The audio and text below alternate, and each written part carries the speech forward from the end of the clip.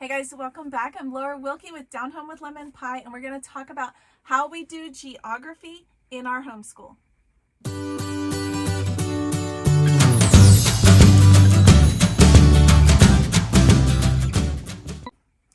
Hey guys, welcome back. I'm Laura Wilkie with Down Home with Lemon Pie. I am a Christian stay-at-home homeschool mama of 7. We have been homeschooling from the very beginning, and if you are brand new to my channel, welcome. This is Homeschool Fellowship Friday. This is the day that I share with you guys all kinds of tips and encouragement and ideas and curriculum reviews, all kinds of things related to homeschool. So I am excited that you guys are joining us.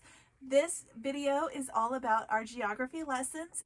But anyway, it is a rainy day, so I didn't plan for that. So I'm hoping it is not too distracting on the speaker and that you can still hear the whole video and that you can get a lot out of it, because today's video is so good. So good. I love teaching geography in our homeschool. It's probably my very favorite. And well, I don't know. I like history too, which I didn't like when I was growing up, and I didn't like geography growing up either. And I think part of the reason for that was it was just a bunch of like memorizing countries and states and capitals and where they were and what they looked like and landscape type things, and it was just not really applicable, and it wasn't really something that I could even relate to. I just could care less, and about what the names of the landforms were or whatever. And when I started teaching in my own homeschool with my own kiddos, I wanted to make it more relatable, and I wanted to make it more meaningful in their lives. Like I said, we are Christians, and I wanted it to be something that would bring that into it. And so I have some books here that I'm going to share with you guys that we use. I have a magazine subscription that's free that we use, and some other components that go along with that. And I just want to share with you guys because I think it's so good to make sure that these lessons, when we're teaching in our homeschool, are just that, are meaningful and relatable. And I feel like if we don't want to learn it, we're not going to want to learn it if we just don't even care, right? So I wanted to bring in real people, real ideas. So this video is actually our geography lessons for my Form 2 and 3 kiddos. Okay, if you're not a Charlotte Mason homeschooler, Form 1 is kindergarten to 3rd grade. So these are my kiddos above that. So this would even work for 3rd grade though, but because we've done it for a long time when I've had 3rd graders as well. And so I would say though about 3rd or 4th grade up, so middle school and high school included. So for geography, we have one day that we just focus on all of it out of the week. I shared with you guys my schedule that I do. I will link that below if you want to see that as well and how we do all of that. But we have a morning time binder, and on geography day, which happens to be Wednesday, I have all the supplies and things here. This is my personal morning time binder where I follow along with the kiddos. And so I just store everything that I'm going to be reading from there. And then I have some extra books that I also do. So the main part of our lessons is from Voice of the Martyrs. If you are not familiar with Voice of the Martyrs, it is a free subscription, and they will send you magazines like this one each month. So you'll get one a month. And inside are, I would say, between 3 and 5 stories. So you could do one a week, which is what we do. Sometimes I will do 2 a week, but it ends up usually being 1 a week because there's usually 3 or 4 from different countries, and I try to only focus on one country each week. So I try to just do 1 story. As it happens, sometimes they send you issues like this, or issues like this one, and the whole issue is about a certain country. So this one was North Korea. If you didn't get this one, wow, you missed out. This was a great one. North Korea is a closed country to the gospel, a communist country, and it gave so many interesting details for that. This one is India, which was just put on the restricted list. And when they sent it, or it might have been when they sent the one prior to this, I can't remember, but I put them together. They also sent me this, which is just a paper thing here with a story about India's status changed to a restricted nation. So I did read this as well. We are starting, this week we did India, and like, since they sent me a whole catalog or a whole magazine, and I don't have, yeah, we're gonna be doing this one for another week as well, because there are, I think, 3 more stories that I only read the first one. Yeah, and the stories are short. They are intense. They are intense. But so is the Bible. So I feel like it's okay. They are intense. And honestly, it's things that our kids need to know. They need to know, if they are Christians, that there are people out there that don't like Christians and want to attack and kill them. And the ways that they go about that. I feel like they need to know that. I know some kiddos are more sensitive to things like that, and you may want to edit as you go or pre-read the stories or whatever, but I do have one kiddo that is sensitive, and she still gets the whole story, and it's fine. So that's kind of parental discretion. But yeah, we do these. Let me see, this one was, what was this one? Syria, Lebanon, and Egypt. So it tells you at the bottom here, October 2023, it tells you which month it is. And I like to usually stay about 1 month behind. That way it has time to arrive to me. And if I want to do some planning, which honestly I don't, but if I wanted to do some pre-planning, I have that time to do it. Honestly, I just get up that day or even the weekend before and see what it's going to be. I have a little sheet where I just jot down what we're going to study that week and put it on the fridge so that I can eyeball it periodically throughout the week. And, you know, then literally that day, I get out our other books and say, okay, guys, after we read the story, I say, okay, well, let's see if it's in any of these books. So the other books, the other resources we use, these are used primarily a lot in Charlotte Mason homeschool families. What the World Eats. I love these books so much. I just wish they would update them and give us like a newer version, because they're a little bit dated, and I feel like it's starting to show. Maybe 5 years ago didn't matter so much, but I feel like there's so many things that have changed. So I really would like an updated version. But basically, What the World Eats, this guy went to different countries, different families, visited these families, and talked with them. It tells you here, 25 families, 21 countries, 525 meals, and they put everything that they eat on their kitchen table for 1 week. You've seen grocery haul videos, right? Basically like that. They broke it down for you, so they give a picture like this. Can you see that? Yeah. Okay. So this is France, and then it tells you over here how much this costs them for 1 week. This was November. Let me see what the copyright is on this book, because it's not recent. So that's why I would like a recent one, because I feel like it's really dated. Oh, okay. So it's more current than I thought. I know the other one is more dated. This is, it says 2008. And I feel like maybe that's not exactly when he photographed these and got this information. So it looks like 2008.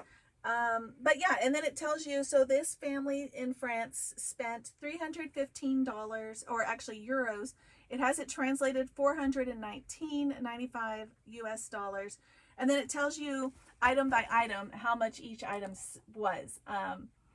Like the haul videos, right? I enjoy watching those. I haven't done but maybe one, I think, myself. Because it's just tricky. Like, you bring in all your groceries and then you have to lay them all out and then film. And I feel like all the cold stuff is getting hot. I don't know. I may come back to that. I may do another one. But Anyway, that's what they do. So it's really fascinating. It's neat to see what people make and what they eat, particularly like, for example, Ecuador. Okay, theirs looks a lot different. There's a lot more like farmers market type stuff, and there's literally no processed foods. And yeah, honestly, these people are probably really, really healthy. It's just all good whole grain food. Yeah, and so it's just interesting. If you're interested, this family spends for 1 week $31. Okay, and it's mostly all fruits and vegetables and rice, it looks like. It's just interesting. And so we go and we talk about this if the country happens to be one that was covered in here. So this is kind of my jumping off point, whatever the country is. In this case, it's India. I go here and I see, is India covered in this book? It has them all listed here on the back so you can easily search. And then we'll read that section. The next one is Material World, also a Charlotte Mason popular book. Global Family Portrait, same thing. Again, it's really dated, but the same idea. It's the same author, I guess, who went out and did this. He went to these countries, and they are listed here on this first couple pages. You can see easily which countries are included and what page it's on, so you can easily jump over there. It doesn't take a lot of planning, but he went there, and this one, like I said, is really dated though. The copyright on this one is, let me see, 1994, and I don't know if there's a newer version because I have not seen a newer version. So yeah, if you know of one, leave me a comment and let me know. But he went to their houses and he had them take everything out of their houses and put it outside, and then they photographed it. And it's interesting to see what these people have or don't have, what is plenty to them versus what we feel like in our country is a necessity. And then he kind of followed them throughout. So just to give you an idea, here's Cuba, for example. The family is there with all of their belongings. It lists them here by item and gives you kind of like a little picture so you can locate them, okay? And you can see what all their belongings are. As you can see, it's not as much as we have here in America. All right, got our light back. Had a little technical difficulty there, but it's interesting to see what they have or don't have. I don't know if I can find that page again quickly for you guys, but let's see. Well, oh, okay, so we'll flip over to India because that's the one we've been studying, and that's where I just flipped to. So here's India. Gives you an idea of their home, how they live. Like I said, this is from 1994, and all of their items. Then he goes and shows some of the things that they did. He spends some days with them and shows some of the things that they did during his time there and his stay. So there's pictures of here, they're painting their nails and doing some henna. Talks a little bit about the country here, so you can learn a little bit more and about their family and their government, their life expectancy rate, and just about their life, what their life is like. And it's really interesting because I really like the way he does it. He'll say things like, oh, the wife didn't talk to me much because in their culture that's not a normal thing, but I spent a lot of time doing this or that, and it's really done well. So I know that's why they really like it. Yeah, so here's some other pictures from India that it shows you. Give you an idea. It talks about the family is 6 people in the house, how big their home is. It says like number of radios, 0, telephones, 0. You can tell this is dated. Televisions, VCRs, but you get the idea. Like I said, they should really do an updated version. And then it goes to the next country. There are so many countries covered in this book. Let me see if I can tell you how many. 30. Yeah. And it's just done really, really well. So it gives us a really good idea of other people's lives. A similar book that I use in Form 1 is The Children Just Like Me. we use that one as well, but it's in Form 1, and I was wanting to focus on Form 2 and 3, so the bigger kids. The last one that I have, I so recommend this one, and this is the updated version of this book. So there is an older one, but I do think it's important to go ahead and get this newer version. So it is Window on the World. So good. So good. So these stories are Voice of the Martyrs. This is taken from a Christian biblical view. Richard Wurmbrand started this company, and they also, when you subscribe or when you sign up for their free magazines, they send these for free, guys. There are other things that you can get. They will send you, you can sign up for other books, you can sign up for other things, and there's also things that you can donate. For example, they'll send you little things where you can, donate, send them money. This is the Christmas thing that they sent where you could have your family get together and do one of those. There are events, virtual events that they will sign up and tell you about. There's movies that they will send you. There is a prayer guide. So they sent us this prayer guide and prayer map, and we pull this out. This is talking about the hostile countries and the restricted nations and the 1040 window, basically. So you get to see that. And it tells you how you can pray for them. So this is really similar to this. Okay, that's why I kind of went off on that little rabbit trail. But Window on the World is super good. An Operation World Prayer resource. I love this book so much. And I go ahead and we'll do a story from here. This has so many countries, I can't even tell you how many. More often than not, if the country in Voice of the Martyrs is not included in either of those books, it's usually in this one. And sometimes it's in none of them. That has happened, and we just move on. But usually it's in one of the three. That's how many countries there are. There's so many. And it's really well done. So again, it has the map so you can easily find the country.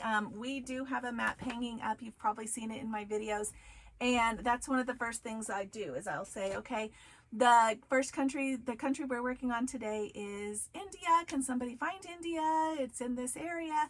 And they'll locate it. And then I will read the story from Voice of the Martyrs. And then we will look in one of these next 3 books to see if it is in there. So it's usually a 2-page spread. Since we're talking about India, I'll just flip over to that page. And that one is actually a two-page spreads. So that's not normal, but normally it's just this. But this one did go over to the next page as well. But it is so good. So good. So it gives you a little story about it. Things that you can read. So I usually just read the whole thing. The whole thing. It doesn't take very long. It's usually a story or talking about ways that they need help or they need prayer, what their life is like, if they don't have access to the Bible, if they do. Then it has usually a little fact file so you can put some facts if you're wanting to journal. It has like, this is talking about Bollywood. Then this is like my favorite part is to help you pray. So how you can pray for these people in these other countries. And then it has it again because it had more on it. But it tells you about it. Like this says India, land of a million gods. And we'll talk about, is that what our Bible teaches? And it's just really good. It's got some fun pictures from their culture or their scenery, and it's just really, really well done. Countries you've probably never even heard of.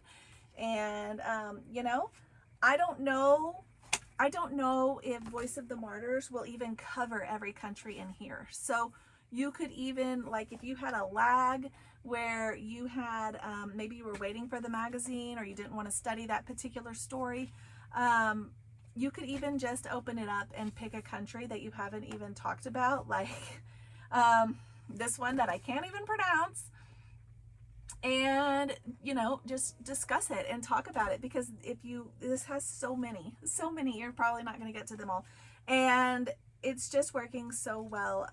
Then I have the kiddos journal, as kind of a way for them to, we have a lot of talks, we have a lot of discussion, and then just a way for them to process, but also a way for them to look back and remember. So I did bring a couple of my kiddos' journals to show you. This is my oldest. She is in 7th grade, so she does a little bit more. She's not so much for the drawing, okay? So she likes to just get down to business. So this is her journal where she wrote about India. We were specifically talking about the Kashmir region, so she highlighted that at the top, and that was all she did. I'm okay with that. I'm okay with that. I don't require, this intricate artwork or this paragraphs of information, just something that they can see that it was covered and they can look back. Now, when we talked about North Korea, she did a little more. She wrote, pray for North Koreans to get the Bible and find God. North Korea, Christianity is illegal. South Korea, Christians are allowed to be there. So you can kind of see where she just differentiated between the two. Pakistan, when we studied Pakistan, she actually did the flag as well and wrote pray for Pakistan, highlighted it where she colored in, made the map, and did some doodling on the bottom while I was reading. But you get the basic idea. Now, this is my 5th grader, okay? This is her journal, and hers is a little different. She is my drawer. She is my artist. So she wrote, pray for India, Pakistan, Kashmir region, Nepal, and China. She went ahead and included all of the countries. And where they got this map, I should just tell you, was directly out of the Voice of the Martyrs magazine. It's not always there, I don't believe, but first page, that's the map they're copying, okay? So they free-handed it and did their best, and that is where they got this. So, and then we kept asking them, okay, where is it located? And they would point it out for me. But I wanted to show you also, like, this is when she did North Korea. She did it like it's under the magnifying glass, like a, we need to focus. I thought that was really good. And then, let me see, she did a good job on Pakistan too. If I can find it, she has so many things in here. Okay, so the Pakistan story was super intense. It was about these suicide bombers who came to a church and blew themselves up and killed a lot of church people there, and a particular family, how they grew from that, including their children had been killed. It was very intense. And I wasn't sure how she was going to take it because she is my sensitive one, but she did fairly good. She did draw a picture of those suicide bombers and that we should pray for them and what their flag looks like, because that was how she was going to remember. She didn't do the map and I didn't require it. So I do require it for my older one because I feel like at her age she should be knowing where they are, but I don't require it for here. So that is basically how we do geography. I will do a video where I share, do a lesson with us. If you guys are interested in that, let me know, and I'll do that. Leave me a comment below, but that's how we do geography. This is something they can put into play. This is something that is meaningful to their lives. This is something that is relatable. These are real stories about real people who are being persecuted for their Christianity or for sharing the Christian faith, and it's just so good for them to know. I feel like this is much more applicable in our world than if we know what all the different landforms are. Now, there may be a time later when we decide to cover all of that, but for right now, this is what we're focusing on, so this is what we're doing. If you're interested in knowing what I do with my little ones, let me know that also in the comments, and I'll share that video also. One thing that I also do sometimes is I will pull up Art Hub for Kids on YouTube, and I'll just type in like Art Hub and then whatever China or India or whatever the country is. And sometimes they have drawings that go along with it, like little drawing tutorials that go along with the country that we're studying. So sometimes I will let them do that, and I'll just let that count as our lesson or whatever. So anyway, I hope this gives you guys some ideas. I know a lot of us are planning for the next school year, and we are as well. So I just wanted to share that with you guys. Here's her little Africa one. It was cute. Anyway, I hope this gave you some ideas. If it did, let me know. Do share the videos with others because that helps me and I appreciate it. So thanks for joining me for Homeschool Fellowship Friday, and I will see you guys next time.